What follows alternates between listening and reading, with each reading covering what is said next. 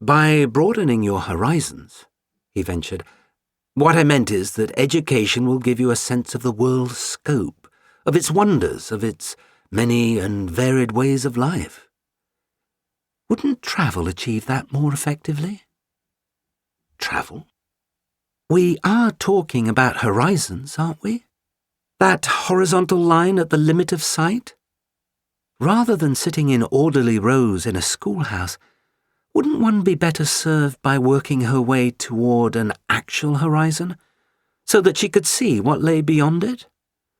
That's what Marco Polo did when he travelled to China, and what Columbus did when he travelled to America, and what Peter the Great did when he travelled through Europe incognito. Nina paused to take a great mouthful of the chocolate, and when the Count appeared about to reply, she waved her spoon to indicate that she was not yet finished. He waited attentively for her to swallow. Last night my father took me to Scheherazade. Ah, the Count replied, grateful for the change of subject. Rimsky-Korsakov at his best. Perhaps, I wouldn't know. The point is, according to the programme, the composition was intended to enchant the listeners with the world of the Arabian Nights. That realm of Aladdin and the lamp, said the Count with a smile. Exactly, and, in fact, everyone in the theatre seemed utterly enchanted. Well, there you are. And yet, not one of them has any intention of going to Arabia, even though that is where the lamp is.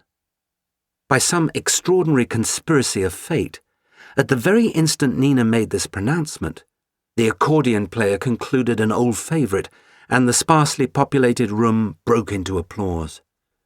Sitting back, Nina gestured to her fellow customers with both hands as if their ovation were the final proof of her position. It is the mark of a fine chess player to tip over his own king when he sees that defeat is inevitable, no matter how many moves remain in the game. Thus, the Count inquired, "How was your hors d'oeuvre?" "Splendid." The accordion player now began to play a jaunty little melody reminiscent of an English carol. Taking this as his signal, the Count indicated that he would like to make a toast. "It is a sad but unavoidable fact of life," he began, "that as we age our social circles grow smaller. Whether from increased habit or diminished vigour, we suddenly find ourselves in the company of just a few familiar faces.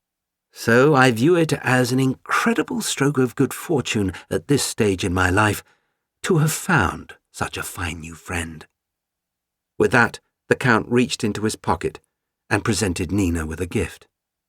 "Here is a little something that I made great use of when I was your age. May it tide you over until you travel incognito." Nina smiled in a manner that suggested, rather unconvincingly, that he absolutely shouldn't have.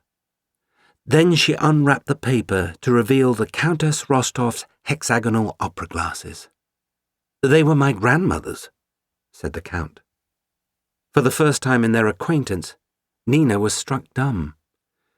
She turned the little binoculars in her hands, admiring the mother-of-pearl scopes and delicate brass fittings.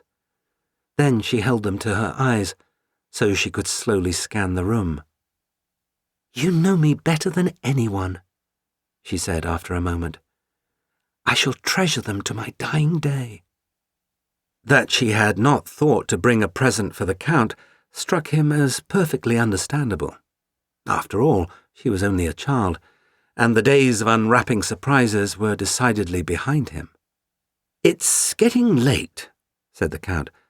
"I wouldn't want you to keep your father waiting." "Yes," she admitted regretfully, "it is time for me to go." Then, looking back toward the captain's station, she raised a hand as one who signals for the cheque. But when the captain approached the table, he did not have the cheque.